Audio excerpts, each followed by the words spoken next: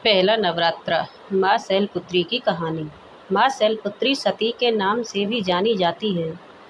इनकी कहानी इस प्रकार है। एक बार प्रजापति दक्ष ने यज्ञ करवाने का फैसला किया। इसके लिए उन्होंने सभी देवी देवताओं को निमंत्रण भेज दिया, लेकिन भगवान शिव को नहीं। देवी सती भली बात जानती थी कि उनके पास निमंत्रण आएगा, लेकिन ऐसा नहीं हुआ।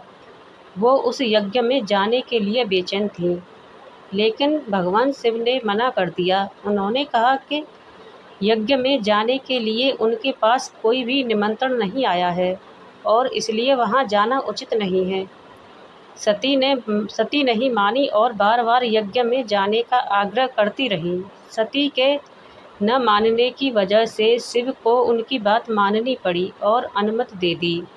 सती जब अपने पिता प्रजापति दक्ष के यहाँ पहुँची तो देखा कि कोई भी उनके आदर और प्रेम के साथ बातचीत नहीं कर रहा है।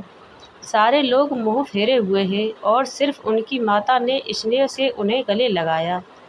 उनकी बाकी बहनें उनका उपहास उड़ा रही थी और सती के पति भगवान शिव को भी तिरस्कृत कर रही थी।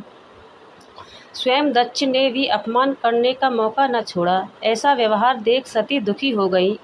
अपना और अपने पति का अपमान उनसे सहन न हुआ और फिर अगले ही पल उन्होंने वो कदम उठाया जिसकी कल्पना स्वयं दक्ष ने भी नहीं की होगी। सती ने उसी यज्ञ की अग्नि में खुद को स्वाहा कर अपने प्राण त्याग दिए। भगवान शिव को जैसे ही इसके बारे में पता चला तो वो दुखी हो गए। दुख और गुस्से की ज्वाला में जलते हुए शिव ने उस यज्ञ को ध्वस्त कर दिया। इसी सती ने हिमालय के यहाँ जन्म लिया और वहाँ जन्म लेने की वजह से इनका नाम शैलपुत्री पड़ा। शैलपुत्री का नाम पार्वती भी है। इनका विवाह भी भगवान शिव से हुआ। माँ शैलपुत्री का वास काशी नगरी वाराणसी में माना जाता है।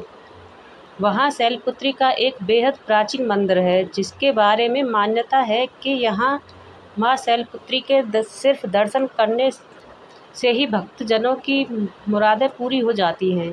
कहा तो यह भी जाता है कि नवरात्र के पहले दिन यानी प्रतिपदा को जो भी भक्त माँ शैलपुत्री के दर्शन करता है, उनके सारे वैवाहिक जीवन में कष्ट दूर हो जाते हैं, जो कि माँ शैलपुत्री का